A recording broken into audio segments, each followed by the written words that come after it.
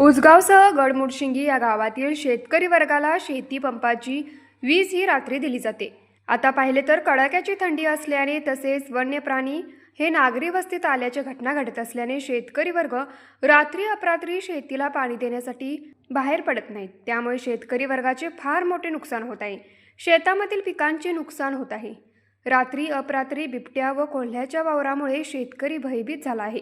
पहाटे कडाक्याची थंडीसह भटक्या कुत्र्यांच्या वावरामुळे शेती पंपाची असणारी वीज आठवड्याचे 7ही दिवसा असावी अशी मागणी करवीर शिवसेना उद्धव बाळासाहेब ठाकरे पक्षाची मागणी आहे.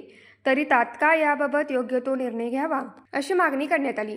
या मागणीचे निवेदन करवीर तालुका शिवसेनेच्या वतीने संदीप काकडे, प्रभारी उपकार्यकारी अभियंता वीज वितरण हुपरी व सचिन काटकर, सहाय्यक अभियंता हुपरी यांना देण्यात आले. यावेळी शिवसेनेच्या शिष्टमंडळाने अधिकाऱ्यांकडे मागणी केली की याविषयी आपल्या स्तरावर विशेषाधिकार वापरून उजगाव गडमुडशिंगी परिसरातील शेतकऱ्यांना दिलासा द्यावा.